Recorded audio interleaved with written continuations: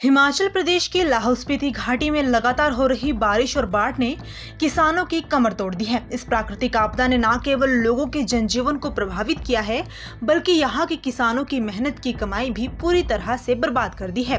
लाहौल के खेतों में किसानों ने पूरे साल की मेहनत और पूंजी लगाकर गोभी और मटर की फसल तैयार की थी, लेकिन अचानक आई भारी बारिश, बाढ़ और भूस्खलन ने उनकी उम्मीदों पर पानी फेर दिया। खेतों में खड़ी हरी भरी फसल अब पूरी तरह से खराब हो चुकी है।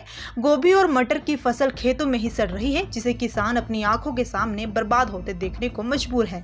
स्थिति इतनी खराब हो गई है कि किसानों ने ट्रैक्टरों में भरकर सड़ी हुई गोभी को चंद्रा नदी में बहा दिया, क्योंकि वह अब बेचने लायक बिल्कुल भी नहीं बची थी।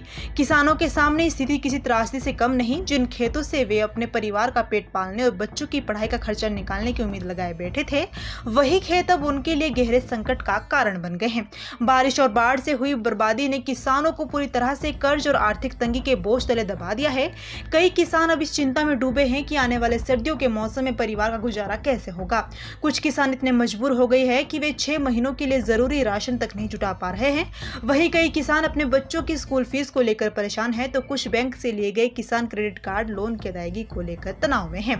लाहौल की घाटी में रहने वाले लोगों के लिए खेती ही आजीविका का प्रमुख साधन है।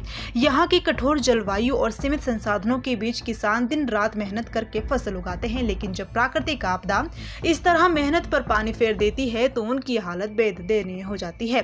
इस स्थिति ने किसानों के भविष्य को अनिश्चित बना दिया है। अब उनकी आखिरी उम्मीद सरकार और प्रशासन से मिली मदद पर टिकी हुई है। किसान उम्मीद कर रहे हैं कि सरकार आपदा राहत कोष से उन्हें मुआवजा दे और उनकी आर्थिक सहायता करे, ताकि वे इस मुश्किल घड़ी से उबर सके। लाहौल की घाटी में बारिश और बाढ़ की वजह से हुई ये बर्बादी साफ तौर पर दिखाती है कि प्राकृतिक आपदाएं किसानों की जिंदगी पर कितना गहरा असर डालती है और उनकी रोजी रोटी को एक पल में छीन सकती है।